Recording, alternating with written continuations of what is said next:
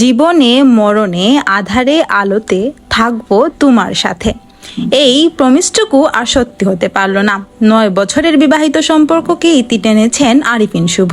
আরিফিন শুভর বিবাহ বিচ্ছেদের ঘোষণা। স্ত্রী অর্পিতা সমাদ্দারের সঙ্গে 9.5 বছরের দাম্পত্য জীবনের ইতি টেনেছেন চিত্রনায়ক আরিফিন শুভ। বুধবার রাতে ফেসবুক পোস্টে দেওয়া এক বিবৃতিতে তিনি জানান 20 জুলাই বিবাহ বিচ্ছেদের সিদ্ধান্ত নিয়েছেন তারা।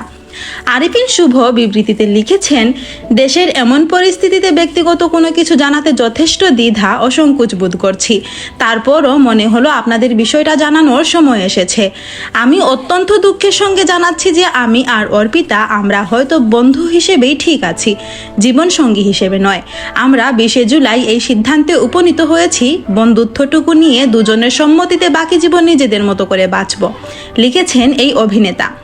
পশ্চিমবঙ্গের মেয়ে ফ্যাশন ডিজাইনার অর্পিতার সঙ্গে 2015 সালের 6 ফেব্রুয়ারি বিয়ে করেন আরিফিন শুভ।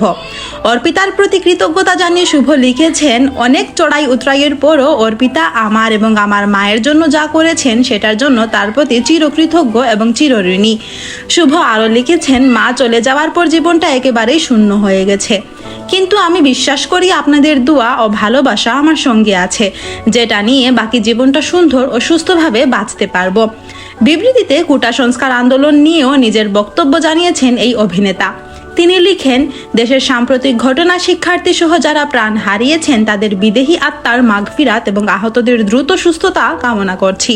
সবার জীবনে শান্তি আসুক, দেশেও শান্তি ফিরে আসুক, এই কামনায়। প্রসঙ্গত, নূর, নীলচক্র সহ আরিফিন শুভর বেশ কয়েকটি ছবি মুক্তির অপেক্ষায় রয়েছে। Thanks for watching. Please subscribe to my channel and follow for more.